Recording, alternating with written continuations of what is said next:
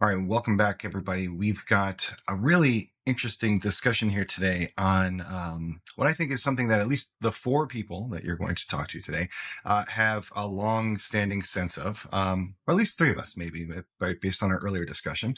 But now we're going to get some data behind it, talking about the squishy things that make teams work so well in a hard science-backed kind of way. So I think that's going to be pretty cool.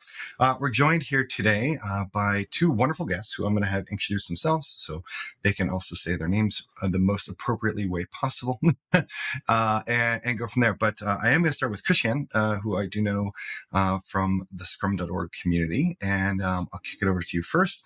Christiaan, why don't you tell us a little bit about yourself? Sure. Yeah. First of all, you pronounce my name perfectly, which is not very common. So thank you for that, Christiaan Verwijs. I'm an organizational psychologist, also a software engineer, and Rich and I have, and Jim and I we know each other from the Scrum.org community, which I've been a part of for a long time.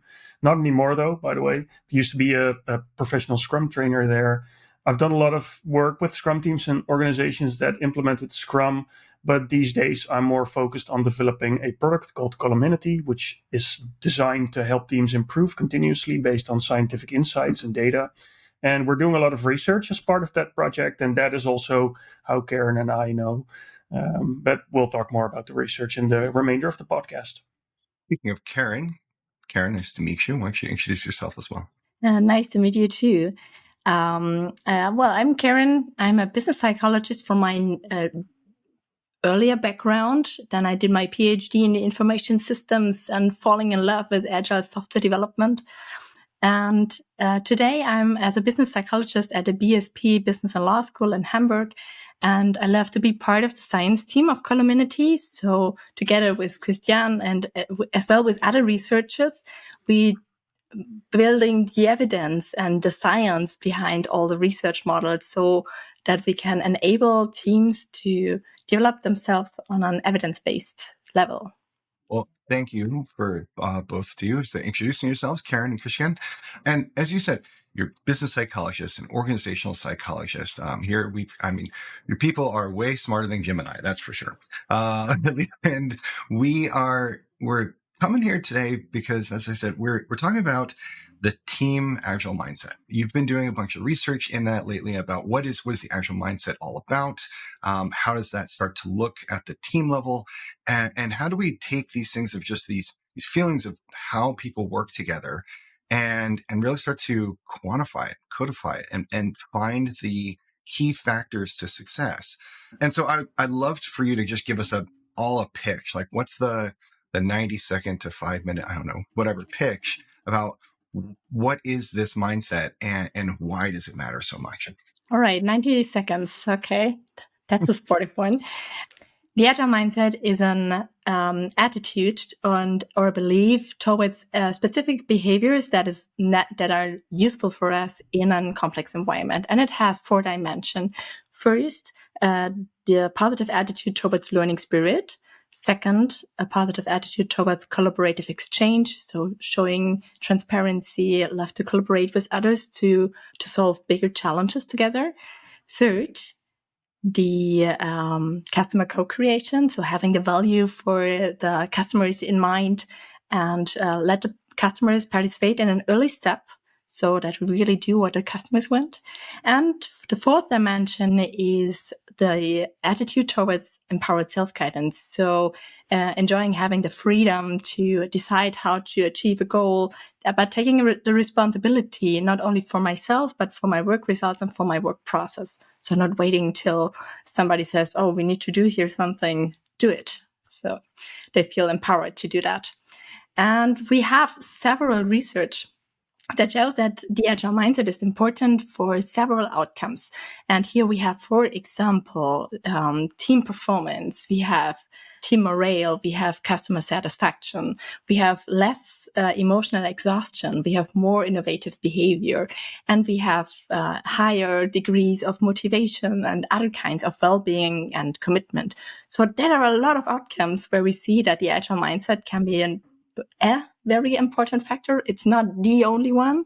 It's only a lot of things that influence why are we effective in our work context. But it's one factor that seems to be very important. When you're talking about these outcomes that come from it, right?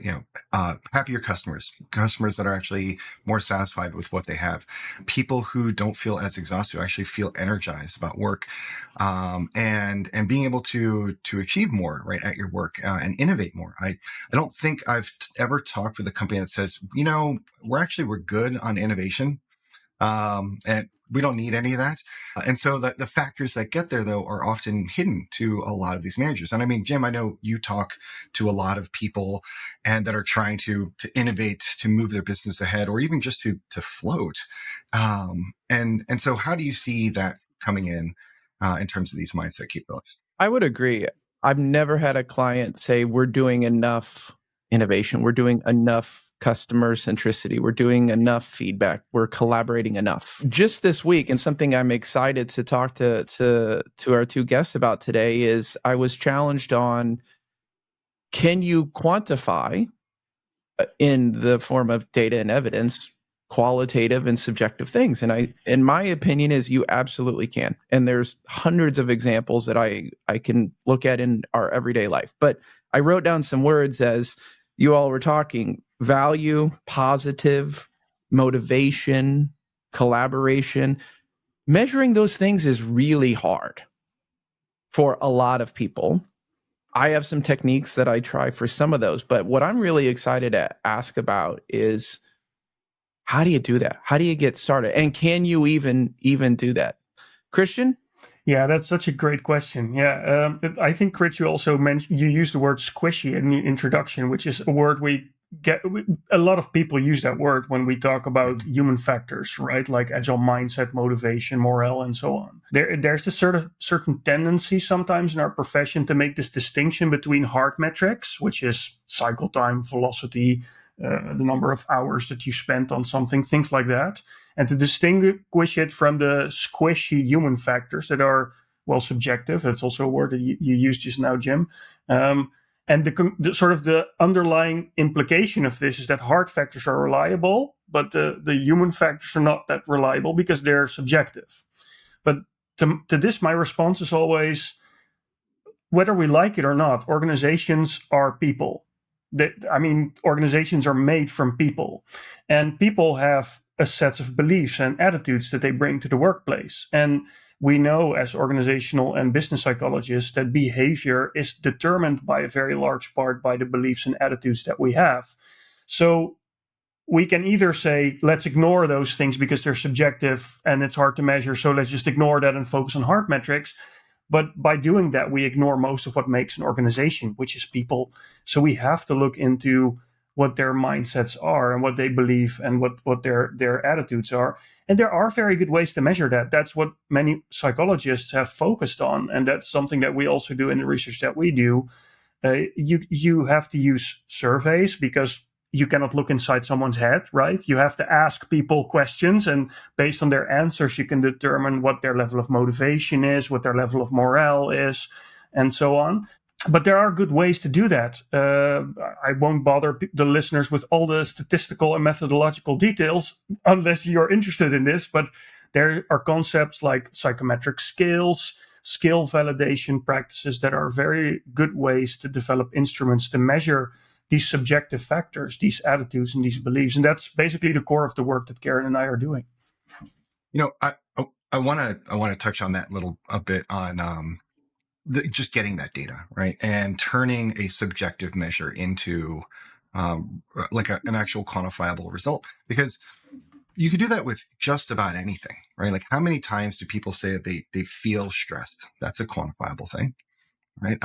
And yet also there's a metric that I see, but which is rarely defined as a metric in almost every business I work on. It's like the quality of our work or the quality of our products. And we have to have high quality. Great. What does that mean? Right. It's a very subjective thing until we start, especially if we're doing Scrum, putting it into like a definition of done or whatever. It's like every time I get that question, we need something that's high quality, or there seems to be that stress. I'm like, please help me define that and then we can go work on it. And if we don't have something to measure ourselves, we can't come back. And I will at least say, before I turn things back over to Karen here, I am going to plug, everyone to go back to Columinity, because you've done a lot of the work to help define these things and people to actually quantify some of the things around their teams on these subjective measures, without them having to try to, figure it out as much on their own. Karen? You're totally right, Rich. And that is a problem that we have in research as well. So defining things is something where we researchers really spend a lot of time in. And to operationalize, okay, what is really the construct all about? And there we have several methods to identify, is it really that construct that we are thinking it is? And then the second step is to develop the psychometric scales for that. And that is a really long process. So sometimes you have the feeling that, oh, well, there are 20 statements or maybe just 10 statements or so. And then you have to rate them from, 1 to 7, how much you agree to the statement. And you have the feeling, okay, well, these statements, I could have done that as well. And actually to find these statements and to really know that these 10 statements are the most efficient way to measure a construct and really be sure that it is reliable and valid is really long process where we have thousands of people to have to test the scale over a longer time. And so, for example, when we did the first Agile mindset development process for the scale, this took us over 1.5 years. And to do this and to really finally say, okay, now we have a scale that shows over time, again and again, reliable results. So it's not an easy process, but it's worth it. So then now we have an instrument that we can give to the practice, to the teams and to practitioners, to be sure that, especially when we talk about measurements that belongs to people, then we want really be sure that this is a reliable measurement. Because if we do the measurement again and again, and always our scale says different things, then, well, if we do decisions for humans based on unreliable scales, well, that's really critical. Or so we should really be sure that it is a worthy scale. Jim? I'm being a little self-deprecating here, but one of my toxic traits is I do my best work, my best thinking, my best research when I'm slightly frustrated or angry. And I'll connect this with what we're talking about today. Is I was lightly challenged in a very nice way by someone I truly like about this concept just this week of quantifying qualitative and subjective things. And I use the Michelin star example. So I want to ask you kind of an analogous question using restaurants, and then I want to connect it to what we're doing and what you all do. Is has anyone on this call been to a Michelin starred restaurant? Yeah, for sure. Yeah, for sure. What was the bill like compared to your normal week? It was very cheap. No, the bill was substantial. Only had a glass of water. But so it wasn't substantial, but there was also a lot of good stuff on it, right? That's how I would describe it. Perfect. Yeah. High value, yes, but high cost. Yes. Okay. Has anyone but me done any research or reading about how Michelin awards these stars? That's a good question. I don't know. Actually, I don't know. Do you know, Jim? I do, because I'm a little bit of a foodie, and there's actually here in the United States a show right now about kind of the black veil of the Michelin process and the small group of people that travel the globe and do this, and they have a rubric, right? They have a way of assessing something, but it's still a mixture of qualitative and quantitative data, subjective and objective things. And the public, people like Christiaan and I, have trusted their opinion. Like you and I might have eaten at those restaurants without that. But I bet if you're like me, you're like, I'm going in expecting something a little better. And you're probably also expecting your wallet to take a hit. Okay. All right. Yeah, that's a good one. I have to look into that Yes. now too. How they measure Michelin stars. That's interesting. I didn't. It's very interesting. And I mean, there's another show here in the United States about the multi-billion-dollar market of selling vintage wine. Okay, wine auctions where a single bottle of wine can command 7 figures. My point here is that many of the most valuable things, products, services in the world are based on qualitative measures. 4-star hotels, 3 Michelin stars, that 64 Bordeaux that commands $1.5 million and goes to Jeff Bezos, etc. Yesterday, I was preparing a I would call it like a Cliff's Notes or crib sheet for a CIO who asked me like, what the heck is DORA and space and DevX? So I put together a 10-slide PowerPoint that he could flip through and read on the airplane to say like, hey, when you get to your meeting in Prague, you'll be a little smart if you read my thing for you. So I just kind of acted like his personal LLM.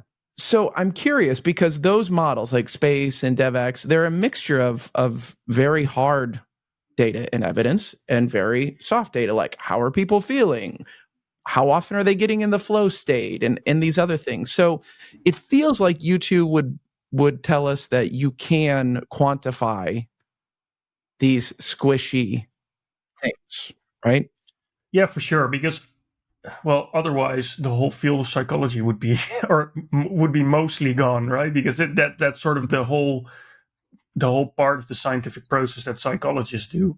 I think what's important also is that DORA, DevX, Space, they have a lot of useful metrics, but their focus is more on the hard metrics, right? So like cycle time, things like that. They do have a few human factors. I think in Columinity, the focus is much more on the human factors because we're psychologists. So that's a sort of a natural shift, I think.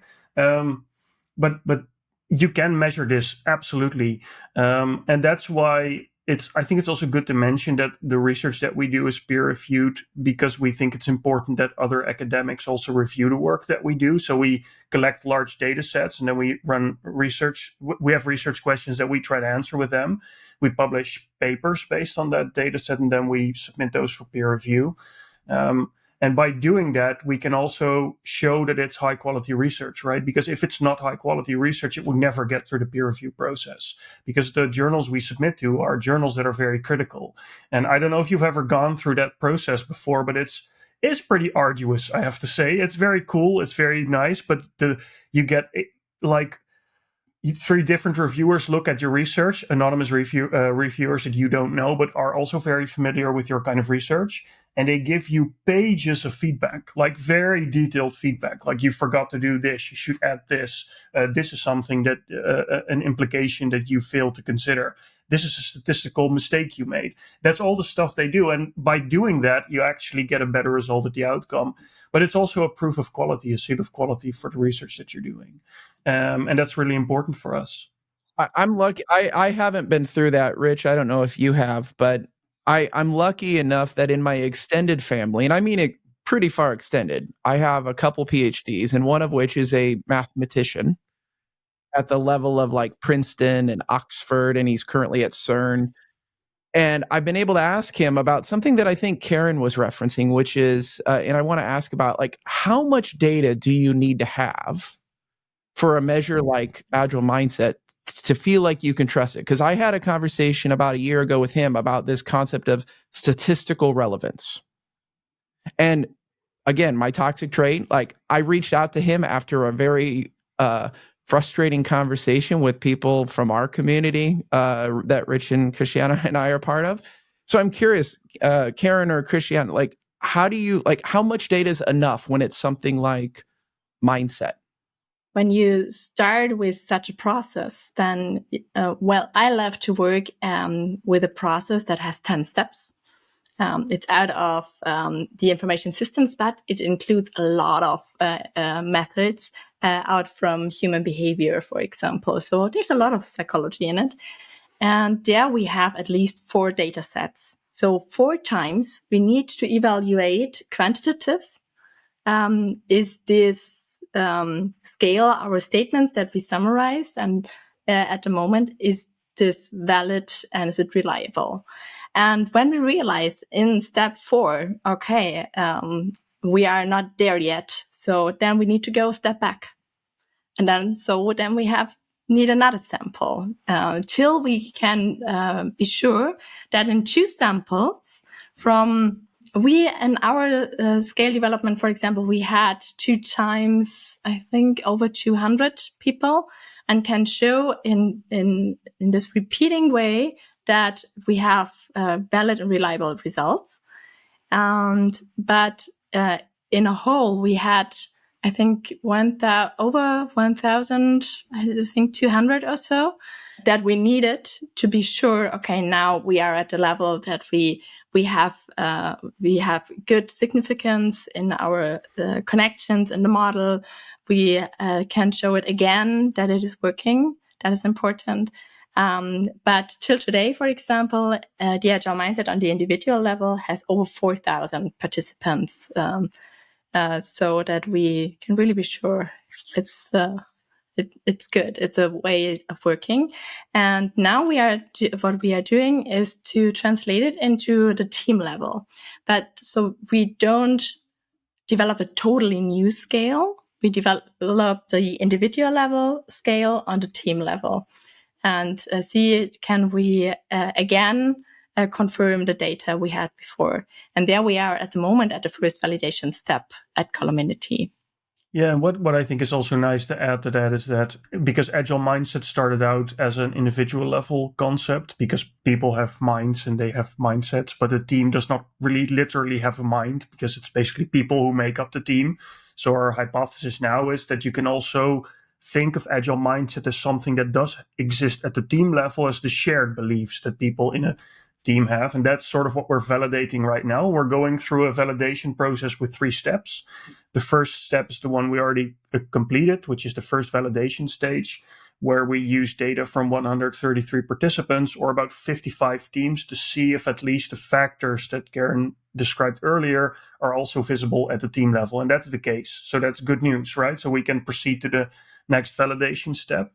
But the next validation step will require maybe 400 or 500 participants. And for the third one, I would hope we arrive at 1,000. But to go back to your question, Jim, ultimately it depends on, you have these statistical concepts of significance and relevance, and I don't want to dive too deeply into that, but ultimately what you want is to be able to have enough data to make conclusions about if there are significant effects or not. But a significant effect may also be a very tiny effect, because if you have enough participants, even a very small effect will be statistically significant, meaning that it's not caused by chance, probably. But you also want to see effects that are meaningfully large enough. So there's also this concept of relevance. That's also something we also keep in mind in our analyses. I don't know if that answers your question or the discussion that you had, but that's the way we look at it. I think as we're bringing together all of this data, it's certainly better than us just trying to go and say, oh, get like 3 people on your team, right? Or your team of 2. Yeah. Some teams are small teams, and like, just ask them and how they're feeling. At least, you've got things that are coming together from a lot more people. And my wife is a statistician by trade, and so she's published a lot of papers with doctors, some that have gone through that process very well and have actually improved it, and some that have just been like slammed down, like, why are you doing this research? Right? I don't know how you came up with these questions, right? And she'll look at me sometimes too, if we're developing a survey, or to put out there. She says, so you got together with some other people and spent like 20 minutes coming up with these questions. They have no relevance on anything. You're not going to learn anything here. Yeah. And I'm like, actually, it was more like 4 hours. I'm sorry. It's cool to see that kind of data come through. I do have another question for all 3 of you. But I've had the same thing where I've told people I'm asked on a fairly regular basis, can we put together a survey? I was asked just this morning, like, can we ask a bunch of people some questions and baseline ourselves going into 2026?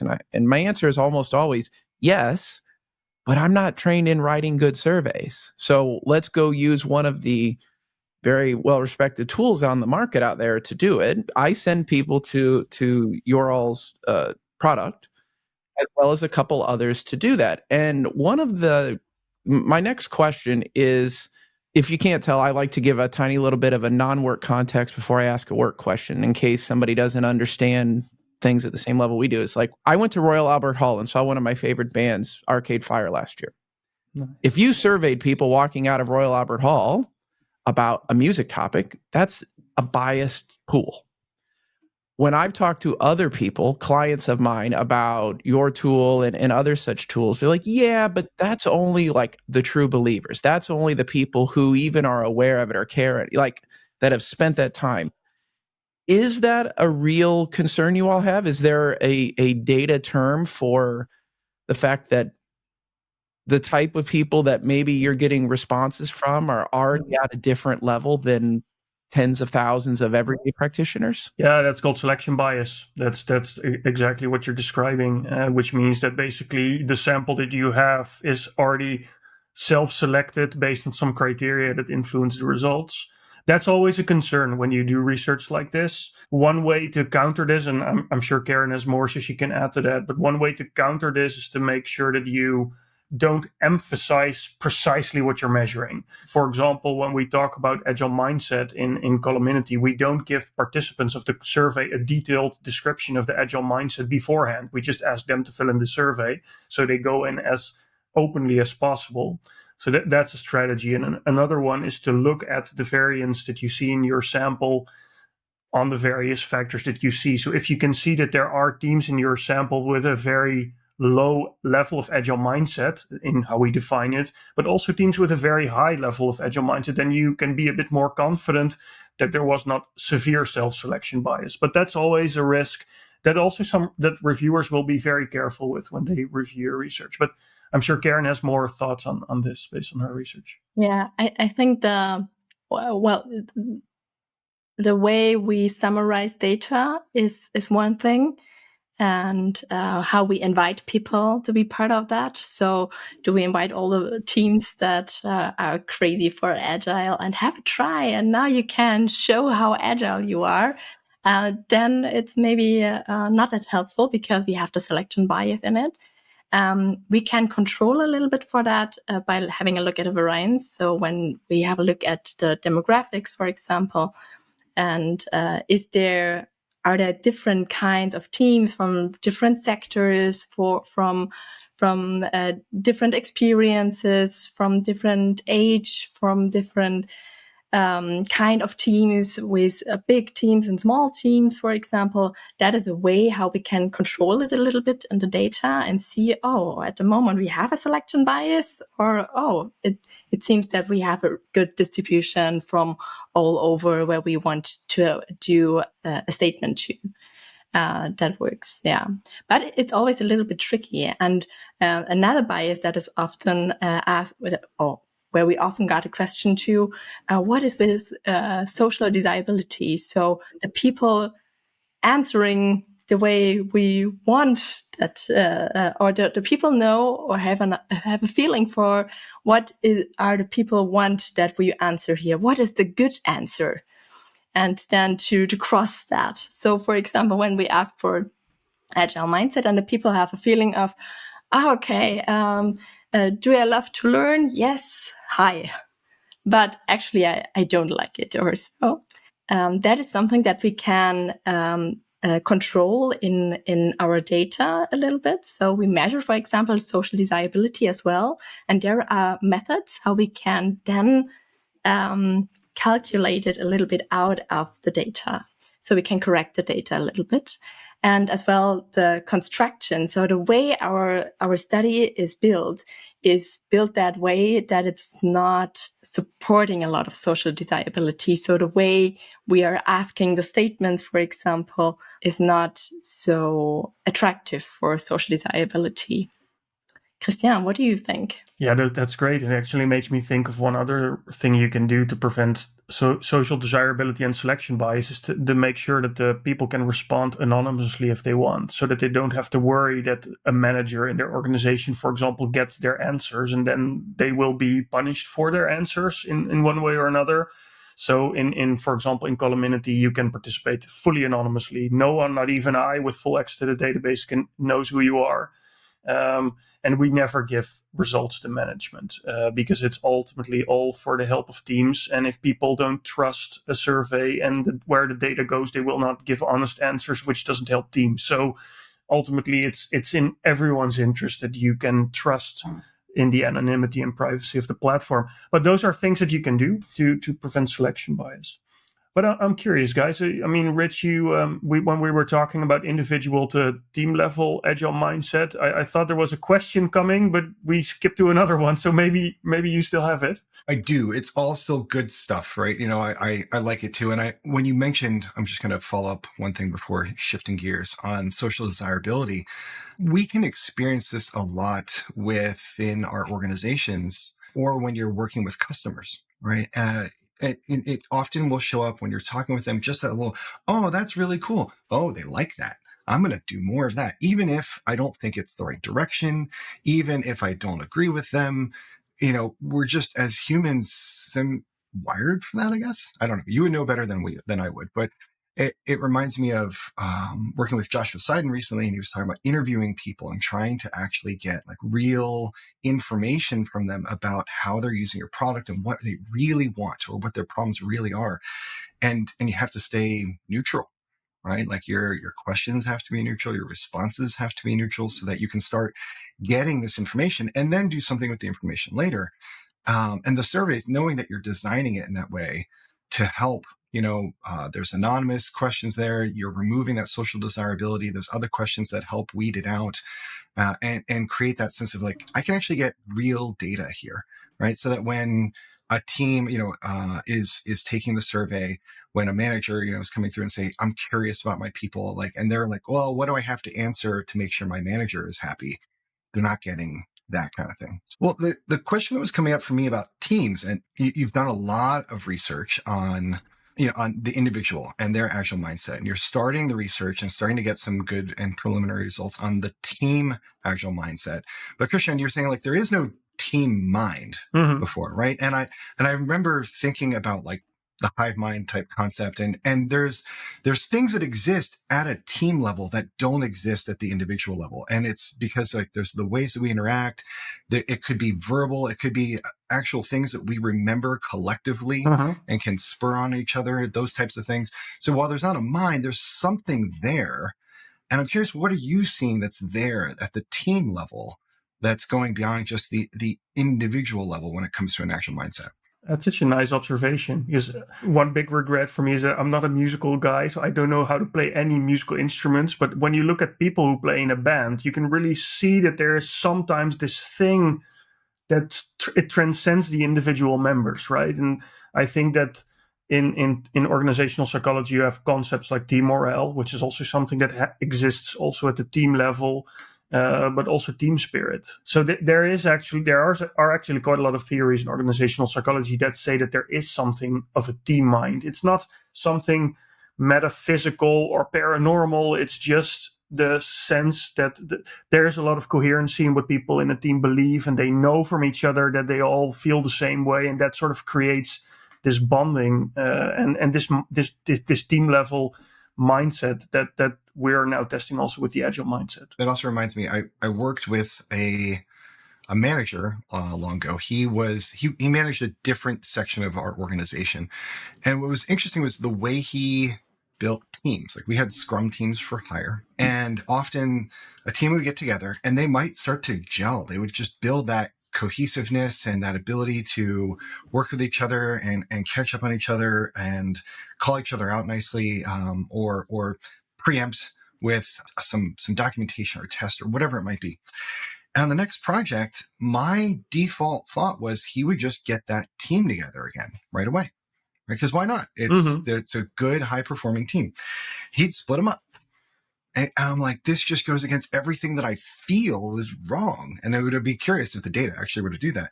But I think what he was actually trying to do was to create a team, not many teams within his department, but the whole department as a team. And he's like, we don't have people that are getting the chance to work with each other all the time. So we're going to swap somebody out and then start to build some cohesion there. And then maybe you'll come back and work with another person again. And so you gain some of that, but it was not what I would normally recommend to somebody. It says when you get this effective team that is learning together and they feel empowered and, and they're starting to collaborate, right, all the time. Keep them together and feed them ideas. I think we need another episode to talk about this concept of org team and org psychology. And I'm going to introduce a new term, dynamic reteaming, because I had the exact same experience Rich did multiple times, where once I was on the team and once it was a team that I helped provide to an organization. And the one I'm thinking of the most is our team did in 9 weeks what the company didn't think we could do in less than 6 to 9 months. And one of the best compliments of my career, and I don't take any credit, by the way, for what this team delivered, except that I was a member of the team and I was a delivery manager, scrum master type person, whatever. But he said, I'm so happy with what we did because we had just left the demo where we showed the client, this is what we did in 9 months. They were ecstatic. They were shocked. They're like, you built this inside our company. Yep, we did. And I go, why are you depressed though? And he goes, because now my next project is over there. It's working with different people and it's all this. And it's like, we had spent a lot of that 9 weeks gelling as a team, developing that hive mind, all the shorthand of working with each other. We had a lot of lunches, a lot of laughs, a lot of beers, all that. And then everybody got thrown on to different stuff. And I told the company that they're paying this tax over and over again when they do that. My question, this is kind of a segue, is it's not really about dynamic reteaming, but it's about, have you seen anything in the data that would show you the effect 1 or 2 people have on the mindset of the whole? Because I have a hypothesis, a totally anecdotal, non-science, evidence-based hypothesis that one bad apple on a team can drastically change the way the mindset shows up, or if it shows up, or if it is helpful. Is there anything you've seen to kind of back that up or to disprove that? I really feel your situation, and I observe these situations in companies often as well. One aspect why we decided, okay, now we want to have a look at the team level was to learn, for example, does everyone in an agile team really needs a high extent of the agile mindset? Or is it okay if there are 1 or 2 or maybe even more people who have a low extent, and then the other team members create something like a good environment for them, and then they create a good high extent of the agile mindset as well? But actually, from the data, we don't know yet how many people in a team needs a high extent of an agile mindset, or is it really effective for a team that everyone has a high extent of agile mindset? That is another hypothesis for us to say, okay, maybe it's really clever to have maybe 1 or 2 people in our team that don't go crazy every time for all the new things and all the stuff. So maybe a person who really is looking for, okay, is there a master plan? Maybe we can use that. And that is really helpful. We don't need to do empiricism or a new development or so. Maybe that is helpful for the team effectiveness as well. So at the moment, we don't know yet. Or what do you think, Christiaan? Do we have something there in the data? Not in the Agile Mindset data set, but there is another model in Columinity that measures teamwork quality, and it actually includes things like social cohesion and team conflict. And team conflict is typically something I would expect to see more of if you have a few people in a team who are they want to go for it, and some other people don't want to go for it, or they just want to do what's enough. I would expect more conflict in that case. We're still collecting enough data for that model. I think we have, from the top of my head, 500 teams in there now. So the validation is still something we need to do. But my initial analyses already show that dynamic reteaming does have a small negative influence on team effectiveness and teamwork quality. But it's not a very big effect. There is a negative effect of it. We have to investigate more what causes this effect and under what circumstances. But there does seem to be a small tax that you have to pay. But maybe for many organizations, that's a price they're willing to pay because it gives them more flexibility, right? So that's a decision that they can make. But I think it sort of indirectly supports, Jim, your observation that If there's, and that we also saw that conflict in teams is often higher with dynamic reteaming, which might indicate what you described, but we have to investigate it in more detail. Well, I also wonder if that tax, it's needed to be paid. It's not even a tax, it's an investment, especially when the team is missing other elements that and are not effective in the first place, right? That's a time when I want to reteam, right? And I've seen teams that are struggling to move ahead because they're like, actually, I should be working with this person over here because that's the work I'm interested in. That's what's going on. Like, like we have a clear need. There's value over here. Let's break this up and start doing other things, right? Most organizations I've seen don't go to that level. Like maybe Valve, yeah, sure, great. And I've seen it once at a mail order catalog company, and that's pretty cool. But as I'm looking at some of your other elements that go into team, agile mindset, the value focus being one of them, right? Psychological safety being another. That if you're in a state of conflict all the time and you're not processing it well, right? Like it's not that good constructive conflict that actually helps us learn, but it's conflict that shuts down a focus on value, perhaps. That might be a good reason to go and actually do some teaming. And so in that case, you don't actually have maybe, one bad apple, you have a whole barrel of them. And you're trying to put like you're trying to say like, I found Ted Lasso, he's going to come over and make this all better. And, will it actually happen? I don't know. I think that's an interesting piece when you start looking at what actually is hampering this team in the first place.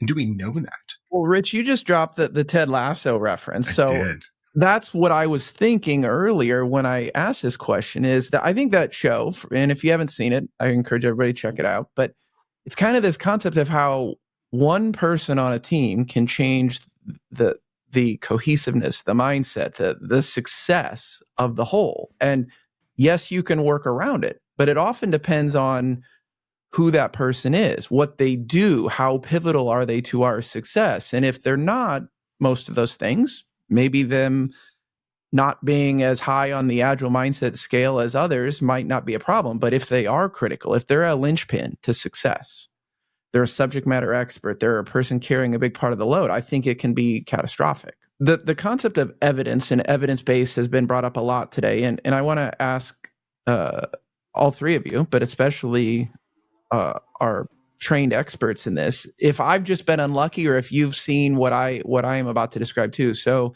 a few years ago, I worked for a couple of years in oil and gas and petroleum, and a phrase I heard all the time was, Jim, we're engineers.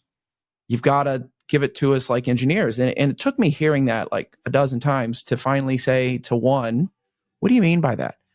Oh, we're engineers. We only want to do it the right way. You've got to prove it to us. You've got to use data and evidence to make us believe that what you're asking of us is the right way. And then just a few months ago in a whole different organization, I kind of observed what I would call like a mismatch between a team of engineers who said they wanted to use data and evidence to influence their actions. So we did a bunch of things and we had some of that and we presented to them. They're like, yeah, but surveys are crap.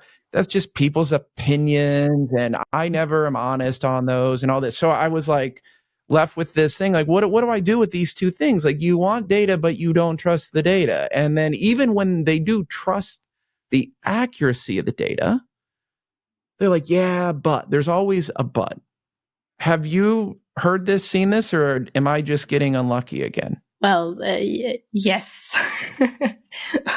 When for example, when we do workshops with teams who just tried one survey of the agile mindset, and then we normally evaluate some determinants. So some things like leadership aspects, like work design aspects, like knowledge aspects. And then we generate the survey, and then the people got the results.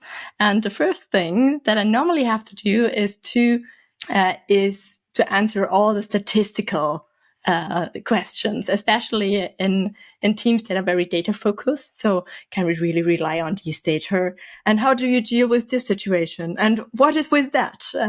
And just taking some time to explain to people, okay, that are your data and you can work with them and it's for you and nobody else knows from this data. Use it for you. And if you realize, okay, what is going on here, that I normally show the results and the averages from the results to the whole team. And in Columinity, so on this platform, you can see it very well.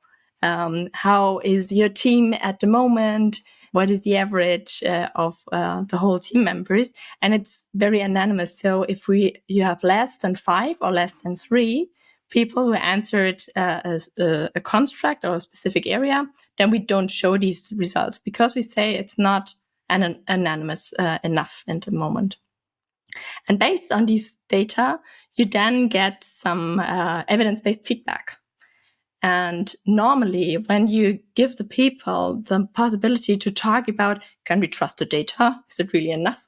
And to show, okay, it's yours, work with it. You can deal with it. And if you realize, okay, this time we interpret as, okay, we are wondering why this maybe psychological safety is so high in our team. I did not expect that. Just giving them some questions, talking with them, okay, what are surprises for you in these data set and the results? And then they start talking about, okay, I think maybe we have here something where we were not that trustful in the survey or so. Okay, let's do that again or so. And then we can create even better results. But sometimes teams need to learn that there's trust in this survey. And sometimes for me, it takes some time to explain them to you and show them openly what is going on here. Christian, how do you deal with this situation? Yeah, this comes up a lot. I think what you described is a really good way to do it. Ultimately, you have to interpret the results as a team, and we give a lot of evidence feedback based on the results. So that also helps because then you can focus on, but does the feedback make sense to you? Okay, so maybe the feedback points out that management support is an issue in your organization because your team is reporting that management support is low. Is that something that you recognize as a team?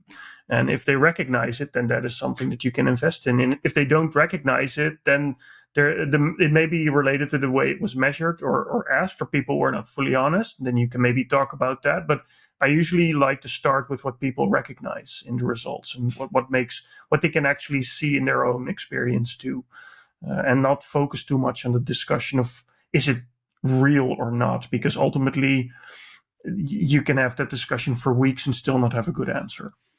I think one other piece that I will highlight to anybody who's listening in here is that as you're doing that evaluation with the data, right, and it's to really lean into just that exploration, right? It's great to actually diverge longer and longer what else is coming up, right, and just explore for patterns.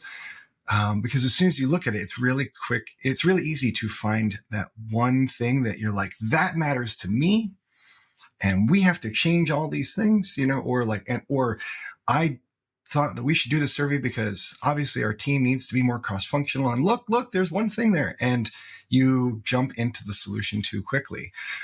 So really take the time to explore the data. Do it with the support of your team members, with your leaders, with your scrum masters, anybody who can help you just really expose what's going on there and recognize that there's probably a couple of different ways that you can approach that to become a more effective team, to grow that mindset and to actually start producing more for your business, for your clients, and what we all want. So I've heard a lot of cool things about just the way in which we gather data, and the fact that there are some really good tools. Again, go take a look at Columinity, help contribute to the data set, and get something back out of it for yourself as well.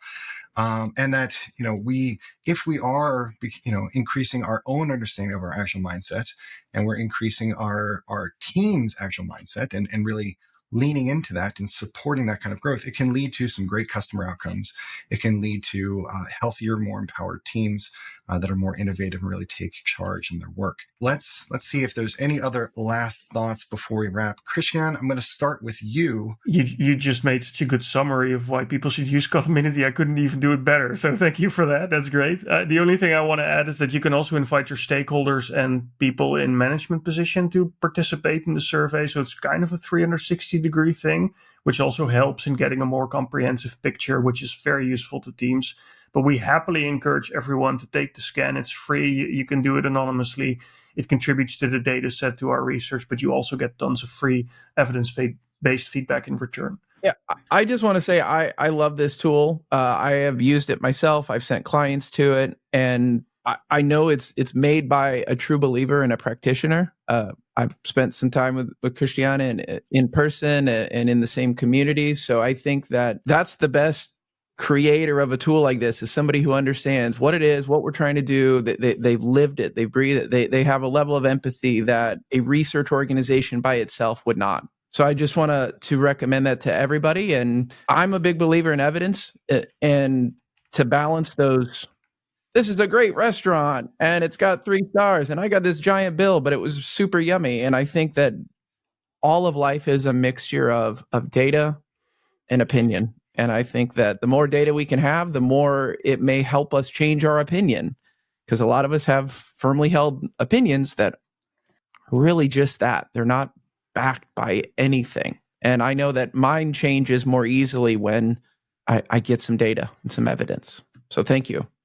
Karen, I think you get you and Rich get the last word. Oh, that's a challenge now. Well, I really appreciate to have a talk with you guys around this topic. And I would like to invite all the people, just give it a try. Try it out to use Columinity, and you can easily test it. And in the end of the first test version, if you like, then you have the possibility to click, oh, well, it was just a test. Then we know it and we don't put your data set into our research. So you can easily just give it a try and try it as well with your team if you like, and see if that is something wealthy for you, something valuable. And don't think about that team effectiveness is something too easy to create. It's a really complex construct, and there are so many things why people maybe don't show the effectiveness that we expect them to show. And Columinity is really a nice tool where you can use the data to observe, okay, what is our next important step to increase our effectiveness on a really evidence-based research model with a lot of constructs that influencing the team effectiveness of your team. So have a look. Karen, Christiaan, thank you for joining Jim and I today, and all of our listeners, getting to share your research, help us all just get a little bit better at the work that we do and the people that we work with. I'm sure we're going to have a lot more to talk about as the data keeps rolling in and we explore these other concepts further. So hopefully we can have you all back here again sometime. We'd love to. Thank you so much. Would be so nice.